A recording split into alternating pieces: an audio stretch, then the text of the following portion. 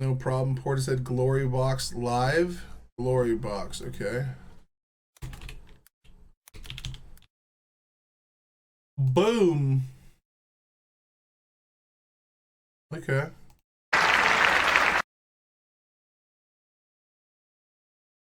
2,000 subscribers on this channel, so we might be all right. Yeah, this is Glory Box live at Roseland, New York. Best audio. Cool. So we should be there.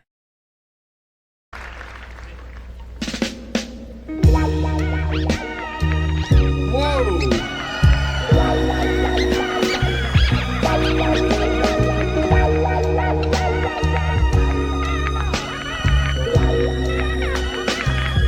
The fuck is that? I'm so tired of playing with this bow and arrow. Gonna give my heart away, leave it to the other girls too. It sounds like it belongs in Cowboy Bebop, bro. What the fuck? Leave it to the other girls to play. For I've been a tempter. I think 98. Was I playing Final Fantasy VII back then? Bro. I think I was. That was a good year, bro. For I've been a tempter too long.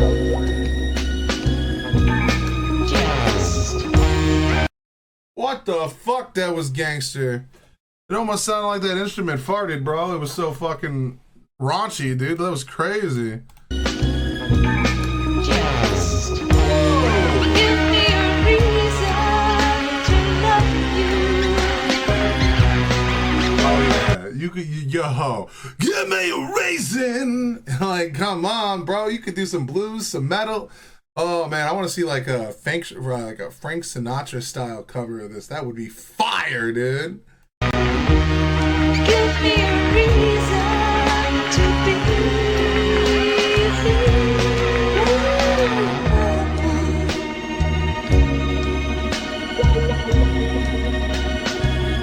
Just wanna be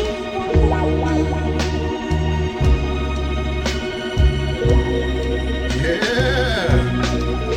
from this time unchained. Bro, this entire ambiance that it's putting out right now, like, bro, I'm just picturing like a dive bar with like dim lighting, cigars lit, a pool table not being played on but already set, and a bunch of people laughing around, sitting around a bar, sipping on fucking brewskis, dude. That's all I'm getting from this vibe, dude. And then one person is like in a black turtleneck with one of them sideways hats talking about the resistance. You know what I mean? Like, holy fuck. I'm getting all this painted in my head from just the way they're playing and how they're playing it out live, dude. Like, it's building a story in real time in my mind, bro. This is fucking wild. We're all looking at a different picture through this new frame of mind. Lots of weed, dude. Thousand flowers could bloom. Look at that, dude. She's having a blast, dude. While smoking. Oh, shit. Holy fuck, girl. This is sexy. Oh. That's just like that's peak sexuality, dude, especially for a woman, dude. Oh, the concert is 57 minutes, definitely worth the watch, bro. I'm gonna have to, dude. This is fucking. I don't have no idea who the fuck these people are. What the fuck, man? What have I been missing out? Yo, what the fuck, Fly? You stay right there, bro. Let me spray you down, homie. What's up? What's up, bitch? Motherfucker. I lost it. We were built different. Hell yeah, dude. A thousand flowers could bloom. Move over and give us some room. Yeah. Give me a reason to love you. Bro, okay, hold on, dude. Hold on, dude. So, like, you guys ever heard the song Time Bomb by Jessie Glick, I think is what her name was? Bro, I'm getting, like, so that came out in, like, the mid-2000s. Had I known it was just a ripoff of this young lady's music, I would have blown my brains out. What the fuck? Every time you think you've seen original shit, it was just someone ripping off someone else. Holy fuck. That's what people tell me. I'm a ripoff of Queso. Yo, go fuck yourself. I've been doing this since 2009, bro. My YouTube channel has been around for, no, 2000 and what? I think I made my channel officially, started making videos in 2011. Like, bro, get the fuck. I'm like Queso, get out of here, bitch. He's the one that blew up because he's fucking funnier than me, that son of a bitch. Also, he's a little less appealing, more appealing to look at in the eyes, you know? Also, Queso, I love you and respect you, and I wish you the best. I'm glad one of us made it. I pray to you. Maybe one day I'll have my moment in the sun, you know what I'm saying? Or another moment in the sun, because you guys already gave me one, but you know. Damn. Queso made it, bro. Her name is Beth Gibson. Beth Gibson? That sounds familiar. I might have heard someone talking about this lady, but I don't, yeah, like I have no idea who this is, bro. This is fucking wild. Give me a reason to love you. Give me a reason to be. Yeah.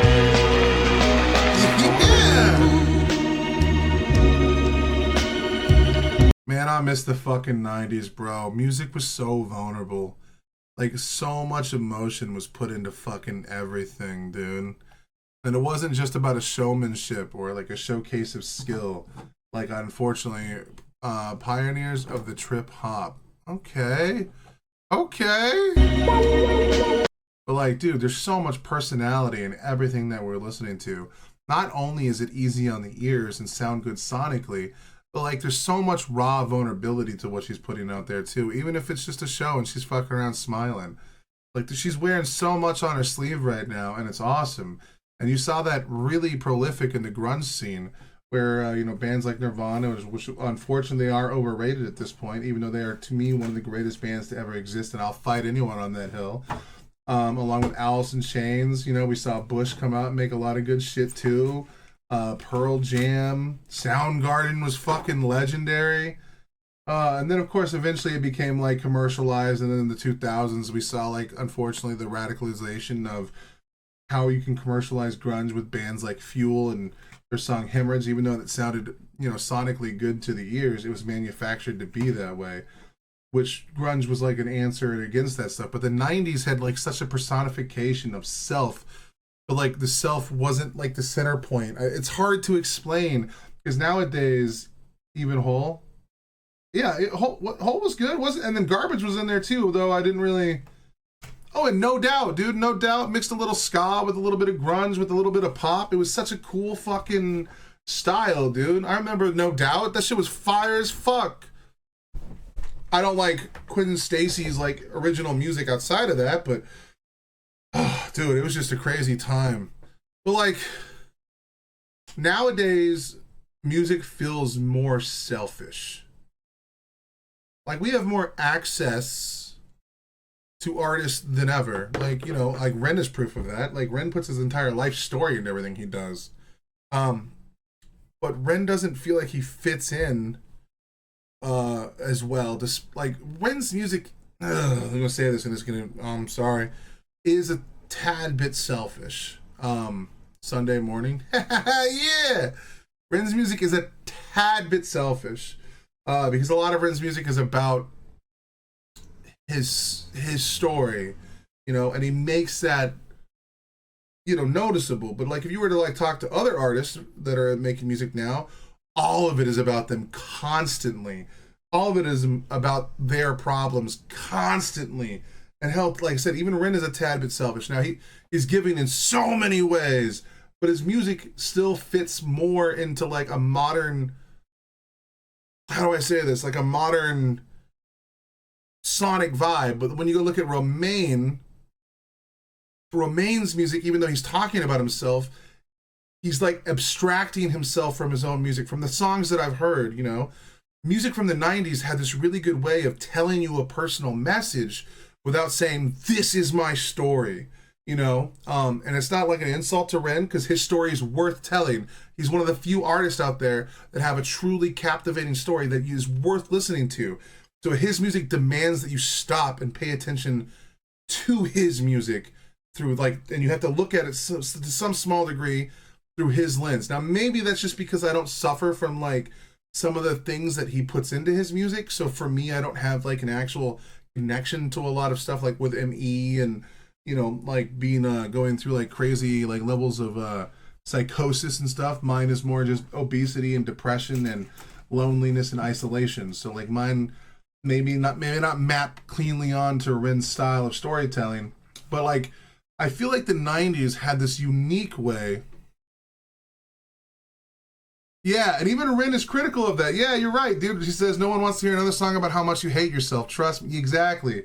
Ren uses that in his own high Ren, and that's why Ren's stories are so popular. Ren's story songs about Jenny and Screech and the new guy Vincent Van Gogh and the other gentleman I can't remember who was Vincent's Tale, and then there was another one, the guy that I ran into.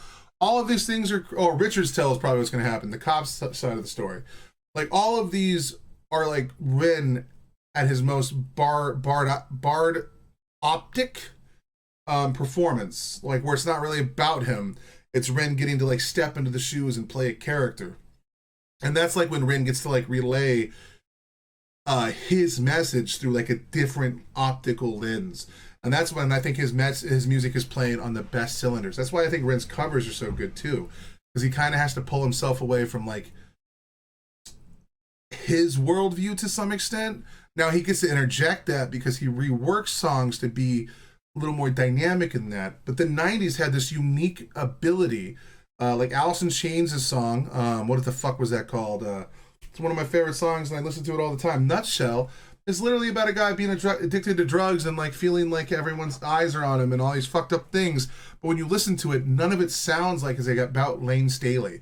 None of it's in there. You can go find out what he meant when he wrote the song, he told people, but there was so much ability for you to infer so much of yourself into the music. And maybe it's just the time frame for me, but I feel like the 90s were just the best way to encapsulate that. And this lady is doing the same thing in her own unique style. It's actually fucking wild when you think about it.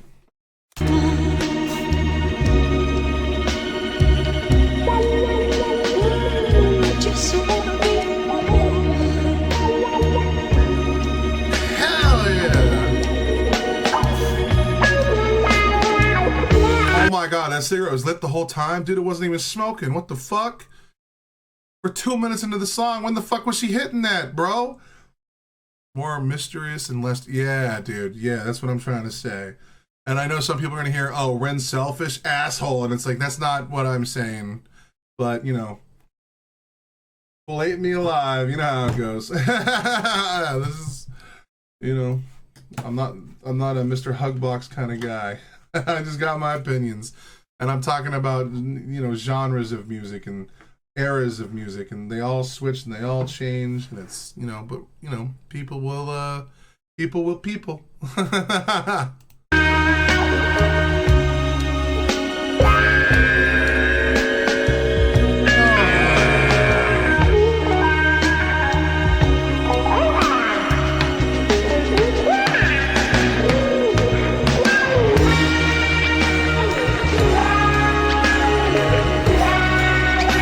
One of my favorite things to do, because dude, one of the things that I suck at is music. I really do suck at making music. All of my original songs were really bad, and then eventually I went to producers to try and fix my problems. But one thing I've always been envious of other artists that just have that they have that ear, you know what I mean?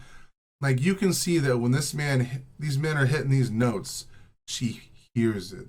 She feels it. It's whispering to her, and it's making her physically react in a way that her body, she may not even have control of it right there. And just watch her little interaction in conjunction with the music. And I'm so jealous that so many artists can just Bro, I cannot hear a beat to save my life. I cannot stay within rhythm to save my life. If you ever hear me try to sing like someone else's song without the song playing, I am fucking lost, brother. Yeah. Just feeling it, dude.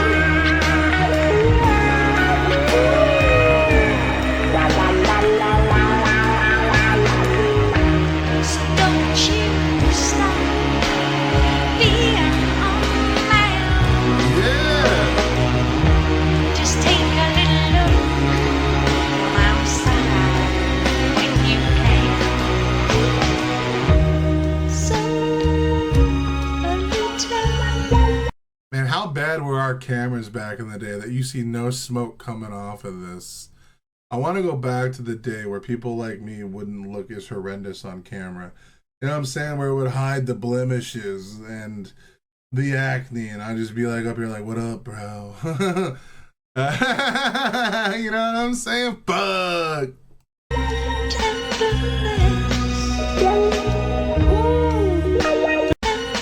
I'm like, alright, dude, now I gotta give criticism to my boy Everlast. So many of the songs and the sonic vibes that she's putting out, Everlast just stole that and put it in Whitey Force Sings the Blues. This whole time I've been lied to. This lady's out here slaying it, and then the people, I was like, oh man, they're bringing blues back around. This lady was doing it before him. What the fuck?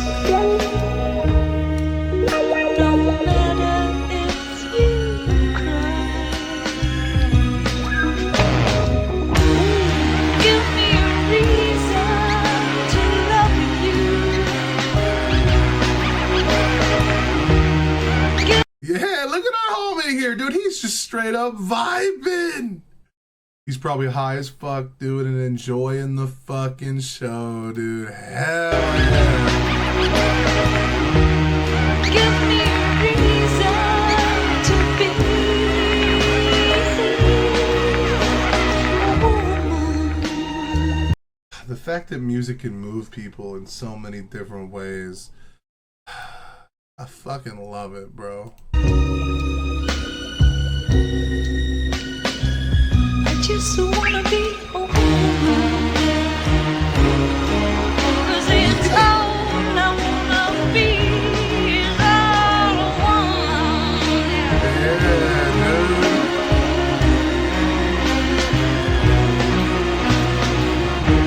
so this is the beginning of forever and ever. Okay.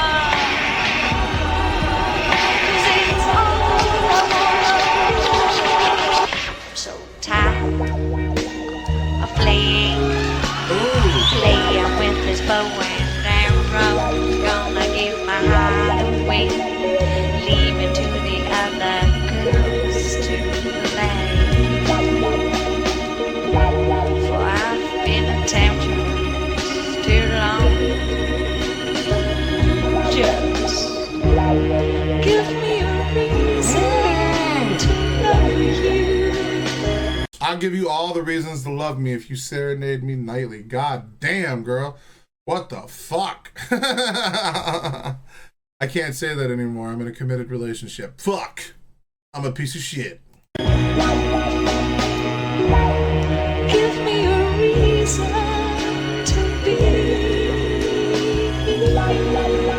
Yeah, oh, that was soft, dude. Like, bro, give me a reason to be.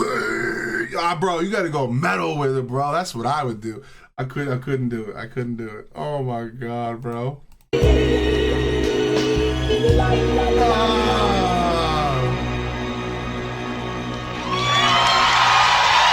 yeah! All in the time of a single cigarette, dude. I think she had to hit that thing like 5 times. Dude, cigarettes were built different back then, motherfucker. If you don't hit a cigarette within 30 seconds, then motherfuckers go out now. That shit's trash.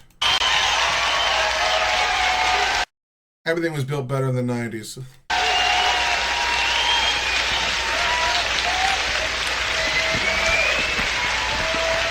Thank you very much. Sorry, it was a bit dodgy in places. My fault, my fault. And look at the self-deprecating humor, bro. She noticed she made a few mistakes or moved too far away from the microwave. She moved too far away from the microwave. It's fried her brain. Look, she moved too far away from the microphone a few times, and she was too vibing in the music that she might have sung too loud or too soft or whatever. But that doesn't matter, bro. It's a live performance on a stage, bro. Like, she was vibing. But, like, the fact that she was going to call her shit out right there is awesome. Do you know how many artists these days have to be perfect, have to be flawless, fucking run autotunes while they're singing right here on this stage instead of fucking putting it out there? Bro, I watched a couple reactors the other night while I was editing videos on some other content. I won't name names and I won't point fingers or say shit. But what I will say is, so many of their takes are so milquetoast, bro. So many of them just... They're not willing to fucking... They don't say much of anything, bro. I'm like, what the fuck? How does this guy have like 1 million subscribers? This is bullshit. Anyway, fuck, what the fuck, dude? This shit's gangster.